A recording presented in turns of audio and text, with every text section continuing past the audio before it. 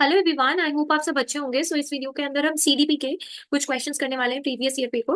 Right, so start करते हैं। हमारा फर्स्ट क्वेश्चन, हमारा जो फर्स्ट क्वेश्चन है ये कहता है कि जो मोस्ट क्रिटिकल पीरियड होता है एक्विजिशन का, राइट, कुछ भी चीज एक्वायर करने का, लैंग्वेज को डेवलप करने का, वो कौन सा होता है? प्रीनेटल, पैदा होने से पहले, अर्ली चाइल्डहुड, मिडिल चाइल्डहुड, या फिर एडोलेसेंस स्टेज। तो जो मोस्ट क्रिटिकल पीरियड होता है लैंग्वेज डेवलपमेंट का, that is early childhood. Which of the following is a stage of moral development proposed by Lawrence Kohlberg? Lawrence Kohlberg के accordingly moral development कौन सी उसने स्टेज बताई थी? Latency, social contract orientation, concrete operation. देखो concrete तो प्याजे ने दी थी, ये गलत हो गया। ठीक है, उसके बाद इंडस्ट्री वर्सेस इंफीरियोरिटी इसने नहीं बताई, राइट। लेटेंसी स्टेज भी नहीं बताई, सोशल कॉन्ट्रैक्ट एंड ओरिएंटेशन वाली बताई सी। तो ये जो होगा आंसर करेक्ट हो जाएगा। ठीक है जी। नेक्स्ट क्वेश्चन हमारा कहता है, ड्यूरिंग क्लासरूम डिस्कशन, क्लासरूम के डिस्कशन में और teacher often pays more attention to boys and girls, boys पे ज्यादा अटेंशन पे कर रही है।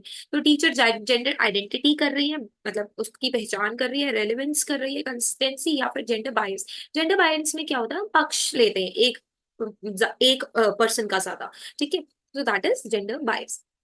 Which of the following is an effective strategy to reduce children's gender stereotyping and gender role conformity?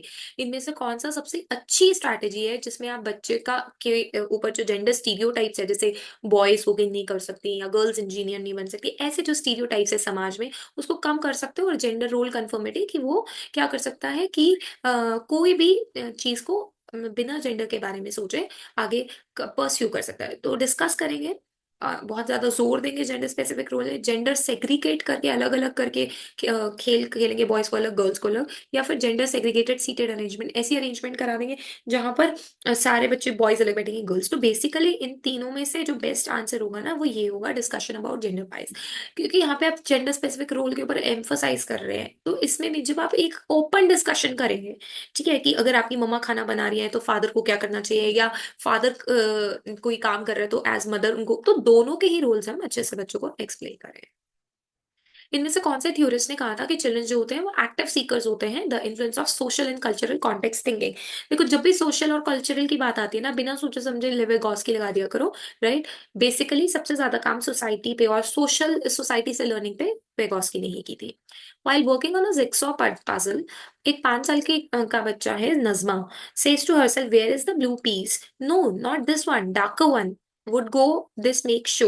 तो इसमें क्या है, वेगोस्की इसको कहते हैं प्राइवेट स्पीच। जब बच्चा अपने आप से बात करता है तो उसे प्राइवेट स्पीच बोलते हैं। स्कैफोल्डिंग तो वो होता है कि कोई एक मोर नॉलेजेबल अदर अपने बच्चे को क्या कर रहा है, पुश कर रहा है ताकि वो अपने पोटेंशियल तक रीच कर पाए। इको सेंट्रिक स्पीच होती है सेल्फिश हो जाना, ठीक है। तो ये तीनों में से टॉक अलाउड, जोर जोर से बोलना, so best answer is private speech. Give cues to children and offering support as, बच्चे को क्यू देना, हिंट देना, जो ये क्या है, ये री है, या फिर अभी मैंने आपको बताया ये क्या है, स्केफोल्डिंग है। ठीक है, इसमें हम बच्चे को सिर्फ और सिर्फ हिंट्स देते हैं ताकि बच्चे अपने पोटेंशियल तक पहुंच पाए।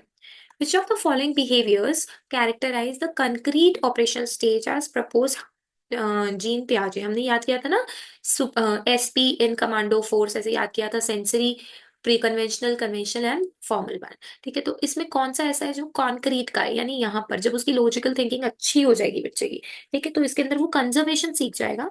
क्लास इंक्लूजन, बच्चों के साथ घुल मिल के रहना, पहले वो क्या था, ईगो सेंट्रिक था, ठीक है, प्री कन्वेंशनल में, राइट, बट अब उसको क्लास में इंक्लूड होना आ जाएगा, राइट। सो द क्वेश्चन 8 का 2 आंसर करेक्ट होगा। Question number 9 says, what which of the following is a Piagetian construct in context of cognitive development of children?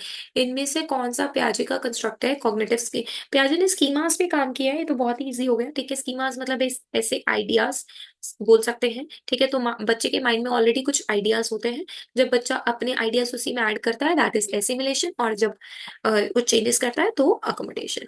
आपको मैं बताना चाहूंगी कि A to Z सारा सिलेबस सीटेट का, चाहे वो आपका सीडीपी का मैथ्स का हो या साइंस का हो या इंग्लिश का हो, वो सारा चैनल पे है, तो वो आप वीडियो चेकआउट कर सकते हैं।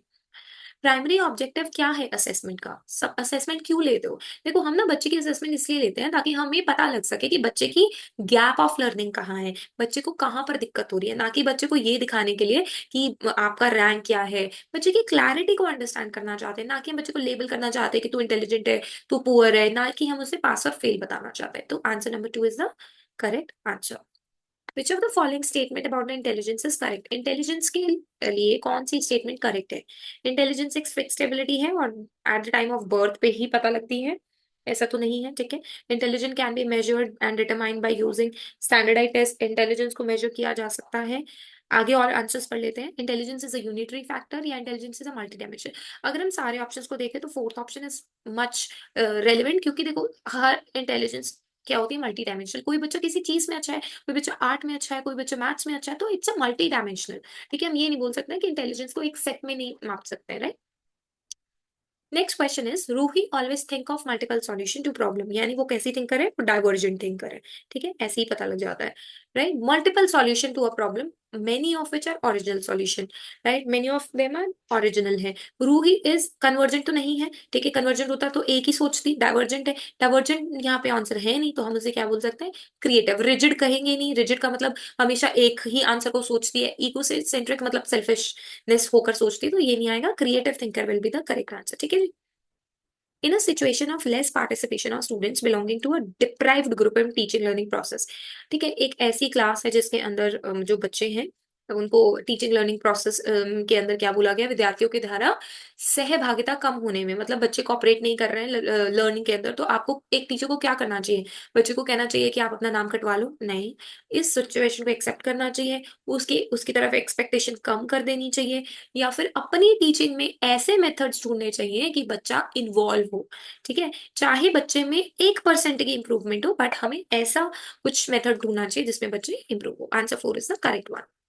In an inclusive classroom a teacher individualise education plan, तो टीचर को क्या करना चाहिए, प्रिपेयर नहीं करना चाहिए, कभी कभी करना चाहिए, एक्टिवली प्रिपेयर करना चाहिए, या प्रिपरेशन करनी ही नहीं चाहिए। टीचर को एक्टिवली, क्योंकि टीचर के लिए लर्निंग, अगर टीचर 70 ईयर्स में भी है तब भी वो लर्निंग कर रही है, और जब अगर टीचर आपकी इन इनिशियल स्टेजेस पे 20-25 की एज में भी तब भी लर्निंग हो रही है।